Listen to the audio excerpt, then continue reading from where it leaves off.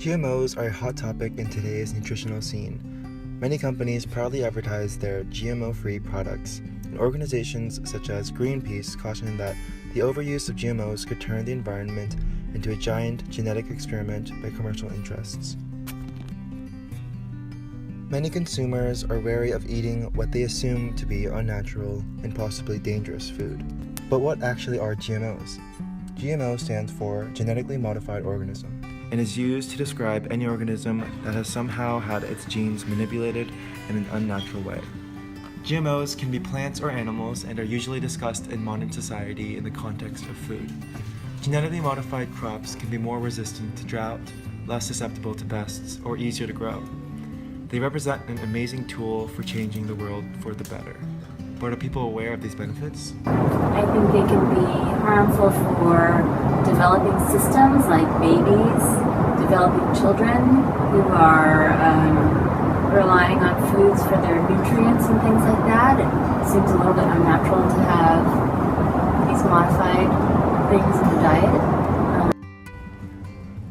It is easy to understand why people are against or suspicious toward GMOs. In a world that values organic produce and a farm-to-table lifestyle, biotechnology is obviously unwelcome. It may seem wrong to tamper with nature, and there are certainly concerns surrounding the use of GMOs. There is evidence to suggest that many of the modifications to make GMOs hardier also encourage invasive tendencies. It is unclear how GMOs will affect existing ecosystems. Genetically modifying organisms can reduce biodiversity and make crops more vulnerable to blights. Moreover, GMOs may hurt small farms and businesses by mass-producing crops. And would you say you actively avoid buying foods with GMOs when you're shopping? I do. I actively avoid it. And is there a particular reason why you feel that they are bad? Well, because I'm health conscious just like a lot of other people are. And because of that, I care about my health, so if I think something's going to be helpful, that's my nature. But there is a flip side. GMOs may be the latest and best solution to the world hunger epidemic. By looking at just one case study, the positive potential of GMOs is already becoming clear. Vitamin A deficiency is one of the biggest health problems in developing countries today, affecting 57% of children under 6 years old in India alone. Micronutrient deficiencies contribute to millions of deaths worldwide each year, and outreach programs to distribute vitamins are both costly and insufficient to solve the problem alone. That's where golden rice comes in. Golden rice is a genetically modified form of rice that is unusually high in vitamin A.